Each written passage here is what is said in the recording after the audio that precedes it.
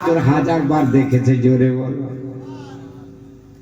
তাহলে জিবরিল আমিন যদি এতবার সেই তারকাটিকে দেখে, তাহলে বলেন তো জিবরিল আমিনের বয়সের কেউ পরিমাপ করতে পারবে? পারবে? ক্যালকুলেটর ফেল হয়ে যাবে। বন্ধু আমার, আল্লাহর নবী তখন বলে, রহমতের নবী, মায়ার নবী, দয়ার নবী বলতেছেন, জিবরাইল বলো রে, যে তারকাটিকে তুমি তোমার জীবনে ৭২,০০০ বার দেখেছো, ওই তারকাটিকে সম্বন্ধে তুমি কি কিছু বলতে পারবে? জিবরিল আমিনের মনের বড় আকীদা কি? কি বলতেছেন? আল্লাহ রাসূলুল আলা, একমাত্র নবী গো, আল্লাহ এবং আল্লাহর রাসূল ছাড়া পৃথিবীর কোন মানুষ বলতে পারবে না, আমিও জিবরাইল বলতে পারবো না। তাহলে জিবরিল আমিনের কত বড় আকীদা, যেটা আমি জিবরাইল ফারিস্তাদের সর্দার হয়েও যখন আমি না বলতে পারি, সেটাই আমার মুস্তাফা বলে দিতে পারে। কেন একটা দেখা যায়, আল্লাহর ফারিস্তার যদি এই আকীদা হয়, কিন্তু মাথা মোটা মৌলবীদের ওই আকীদা নাই। আছে যে কি বলছে, যে নবী গায়েবের খবর জানে না। জি, নবী অদৃশ্যের সংবাদ দিতে পারে না। আর জিবরিল আমিন কি বললেন? নবী গো, একমাত্র আল্লাহ এবং আল্লাহ রাসূল ছাড়া কেউ বলতে পারে না, আমি জিবরাইলও বলতে পারবো না। জোরে বল। কত বড় আকীদা! বন্ধু আমার, এই জিবরাইল আমিন বলে, ইয়া রাসূলুল্লাহ, আল্লাহ এবং আল্লাহর রাসূল ছাড়া কেউ বলতে পারে না। আল্লাহর নবী বললেন, ওয়া ইজ্জাতে রাব্বি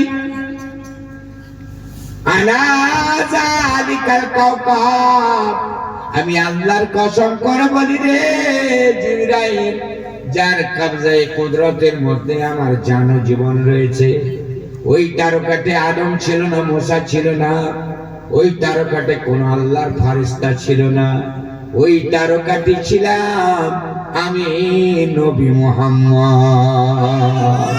জোরে বলো। ওরে আল্লাহ মানা নবী মানা নয়। জোরে বলো। আল্লাহ মানলে নবী মানা নয়, নবী মানলে আল্লাহ মানা হয়। এই কথাটি শাহ আলমের নয়, কোরআন পাকে আল্লাহ তাআলা কয়। জি, তাহলে বোঝা যাচ্ছে, সৃষ্টিকে যখন না আসমান, না জমিন, না চন্দ্র সূর্য, না বাইতুল্লাহ কাবা, না নামাজ রোজা হজ যাকাত, না রাত ও দিন, কোন জিনিস যখন সৃষ্টি হয়নি, তখন আমার মুস্তাফা সৃষ্টি হয়েছিল।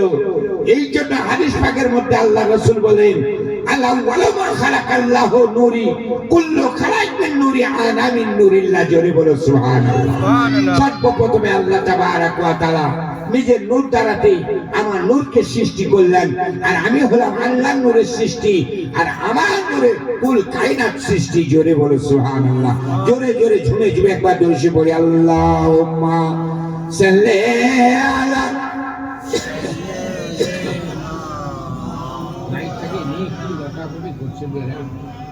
ওয়ালা আলি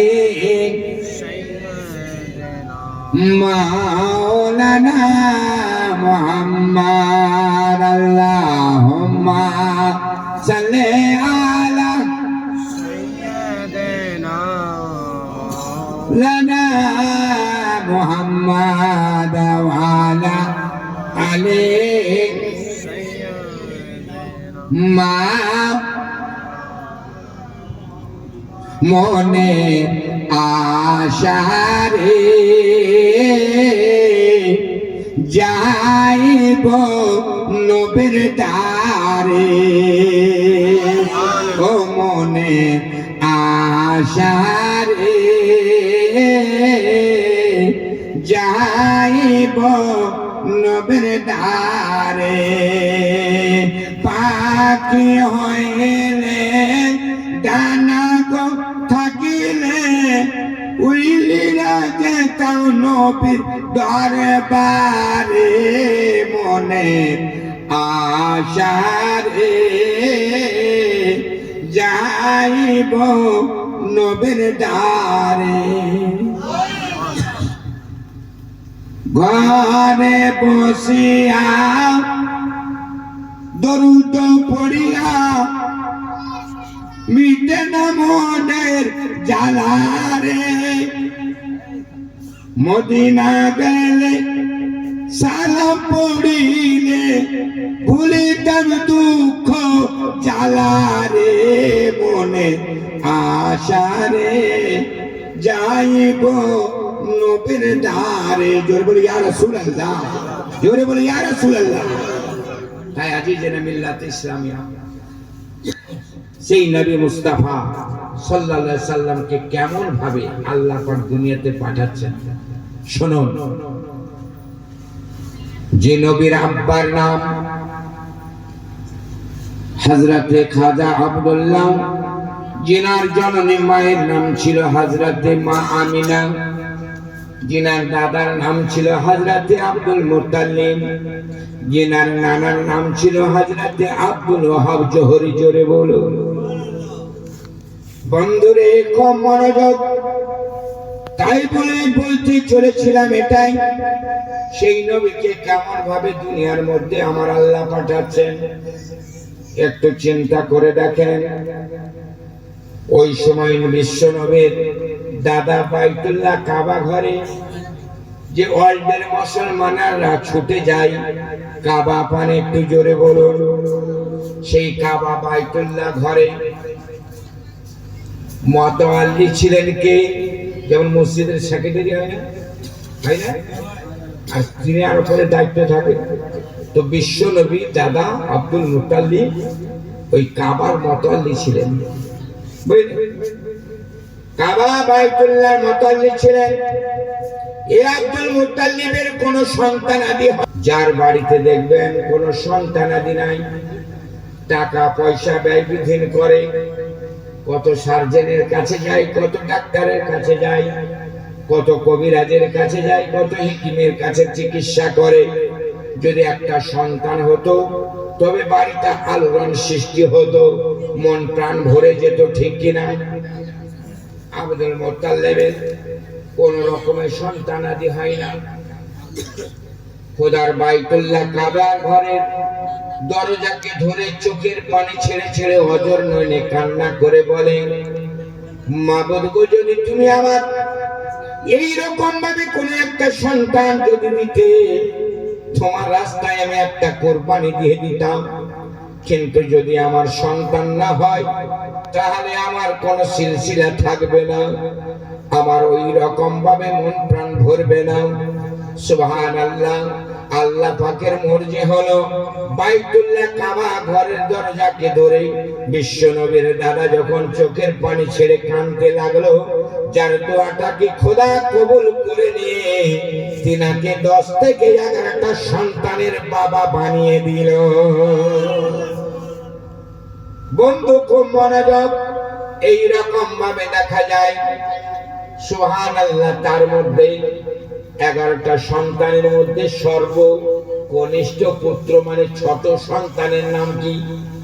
ছোট সন্তানটার নাম ছিল খাজা আব্দুল্লাহ। জোরে বলুন। এই খাজা আব্দুল্লাহ যেটা হলেন আমার নবীর বাবা। বন্ধু আমার, আস্তে আস্তে যখন খাজা আব্দুল্লাহ বড় হতে লাগলো, আর খাজা আব্দুল্লাহর পেশানির মধ্যে আমার আব্দুল মুত্তালিবের কাছ থেকে সুবহানাল্লাহ বিশ্ব নবীর নূরের ঝলক, অর্থাৎ বিশ্ব নবীর নূরটা খাজা আব্দুল্লাহর কাছে চলে এলো। যখন খাজা আব্দুল্লাহ নূরের পেশানির মধ্যে নূর এলো, জগতের মহিলারা কিন্তু পাগলিনী হয়ে গেল। এই রকম ভাবে সুবহানাল্লাহ, মহিলারা তাকিয়ে দেখে যে পথে খাজা আব্দুল্লাহ চলে যায় সে পথ আলোড়ন হয়ে যায়। যে শুকনো গাছের ওপরে পা দিয়ে দেয় সবুজ হয়ে ভেসে আছে, এমনকি গাছের নিকটে চলে যায় মরা গাছ জিন্দা হয়ে ওঠে। এই রকম ভাবে মানুষেরা অবাক হয়ে গেল। আব্দুল মুত্তালিব মনে মনে ভাবলো, আমার ওই রকম ভাবে আব্দুল্লাহ, সুবহানাল্লাহ, দুনিয়ার মানুষ পাগল হয়ে গেছে। সব চাইতে খাজা আব্দুল্লাহকে আব্দুল মুত্তালিব এত ভালোবাসে, অন্যান্য সন্তানদের চাইতে খাজা আব্দুল মুত্তালিব অতি প্রিয় রয়েছে। বন্ধুরে আমার, আস্তে আস্তে এই রকম ভাবে খাজা আব্দুল মুত্তালিব, এমনকি আব্দুল মুত্তালিবের পুত্র খাজা আব্দুল্লাহ যখন বড় হয়ে গেল, 9 বছর বয়স যখন হয়ে যায়, আল্লাহ পাক মর্জিদ, আল্লাহ পাক রব্বুল আলামিন আব্দুল মুত্তালিবকে স্বপ্নে যুগে দেখায়, ও আব্দুল মুত্তালিব, তুমি কি ভুলে গেছো বাইতুল্লাহ কাবাতে ওয়াদা করেছো? ওয়াদা করে ওয়াদা না নিভালে পরে তুমি কি হবে জানতে পারো না? খাজা আব্দুল মুত্তালিব রে, তোমার ওয়াদাটা আমার কাছে পূরণ করো, জোরে বলো। এই কথা যখন বলল, সকালবেলা হয়ে গেল। খাজা আব্দুল মুত্তালিব করছেন কি? স্বপ্ন দেখলেন। স্বপ্নটাকে পূরণ করার জন্য আমার বিশ্ব নবীর বাবাকে নিয়ে নিলেন। আর সেই বিশ্ব নবীর বাবাকে নিয়ে বলে, মাবুদ, এতগুলো সন্তানের মধ্যে কোন সন্তানটাকে তোমার বারগাহে কুরবানি দেব? আমার আল্লাহ বলে, সব চাইতে তোমার জানের পেয়ারা জিনিসটা কুরবানি করো। এই মতো অবস্থায় দেখা গেল, সুবহানাল্লাহ, ওই রকম ভাবে খাজা আব্দুল্লাহকে নিয়ে নেয়, হাতের মধ্যে রশি আর ছুরি নিয়ে নেয়। যে খাজা আব্দুল মুত্তালিবের জন্য, খাজা বিশ্ব নবীর বাবার জন্য মহিলারা পাগলের মতো হয়ে গিয়েছিল। কেউ কেউ ভেবেছিল, আল্লাহ, জীবনে যদি বিবাহ করতে হয় খাজা আব্দুল্লাহর মতো যেন স্বামী এসে যায়, এই খাজা আব্দুল্লাহকে যেন আমরা পাই। যতদিন খাজা আব্দুল্লাহ বেঁচে থাকবে, যতক্ষণ ওকে পাবো না, জীবনে কোনোদিন বিবাহ করব না, জোরে বলো। মাইক প্রচুর ডিস্টার্ব করছে, এই লাউড স্পিকারটাকে একদম বাদ করতে হবে। 80 ওয়াটের, হ্যাঁ, সুবহানাল্লাহ, এরকম দিতে হবে। আমি বুঝছি বন্ধু আমার, তাই বলতে চলেছিলাম